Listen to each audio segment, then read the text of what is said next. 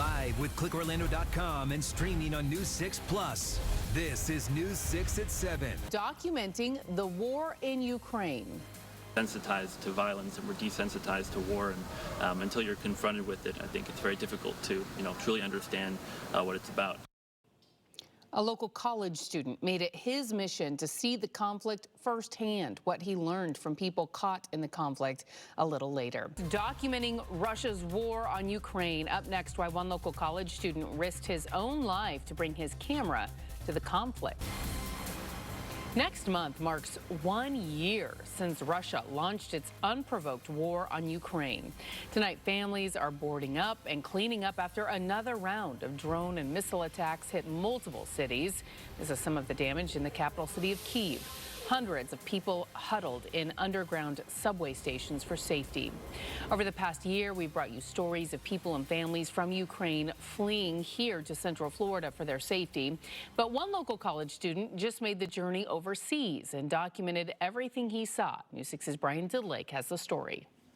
I think it's important for my generation and generations to come to understand just how brutal this war and all war truly is. That's the goal for Benjamin Mack-Jackson. He's a junior here at Relentless Courage and photographer.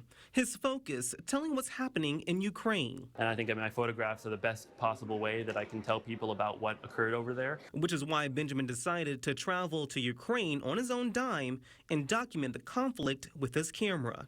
It's a part of the story you can see in his photos you can now see at an exhibit at the Orlando Museum of Art. This all ahead of the 1-year mark of Russia invading Ukraine. The conflict in Ukraine has so many deep connections to World War II that when it started back in February of 2022, I felt it was necessary for me to go and document what I could. Benjamin says he's always had a passion to preserve the past. He shares these pictures of a previous project working with World War II veterans to tell their stories.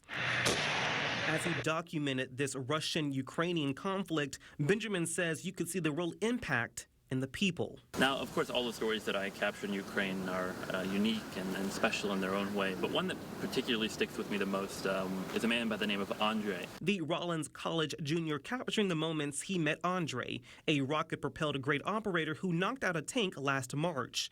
2 months later, in May, that's where he says Andre showed him how ugly war can be. This Russian tank is sitting there, the rusted, charred remains of it in the middle of this road.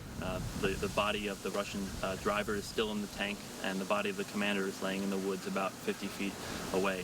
Going forward, Mack-Jackson hopes people can see his images and learn in hopes for a better tomorrow.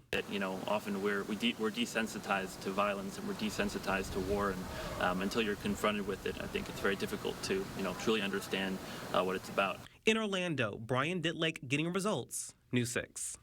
If you'd like to catch Benjamin Mack-Jackson's exhibit on Ukraine, it runs until March 19th at the Orlando Museum of Art. We posted details inside this story at clickorlando.com.